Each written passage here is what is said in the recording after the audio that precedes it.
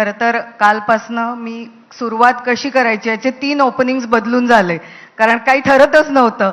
म्हणजे आधी आता महाविकास आघाडी तुटणार का? मग सकाळच्या घडामोडींनी असं वाटलं की आता तुटली का असं विचारावं. आता असा प्रश्न विचारते की खरंच तुटणार होती का? तुम्ही जर उमेदवार दिला असता तर. आणि दुसरं म्हणजे की कालपासून आजपर्यंत नक्की काय काय घडलं तुमच्या तोंडून ऐकायला आवडेल. नाही, मुळात जुळणं आणि तुटणं याला जो आधार आहे तो लोकशाही आहे. तर लोकशाहीच्या विरोधात जी जी पक्ष राहतील, ज्या प्रवाह राहतील, त्यांच्यासोबत आमची आपसूक ही युती राहील. त्यामुळे संविधानाचे संरक्षण आणि संवर्धन ही असणारी मूलभूत भूमिका आहे आणि त्यासोबत लोकशाही ही तिचं संरक्षण आणि हुकुमशाही, दंडेलशाही याला विरोध हा युतीचा आधार आहे. आणि हा आधार जोपर्यंत सर्वांमध्ये कायम राहील तोपर्यंत आमची युती राहील.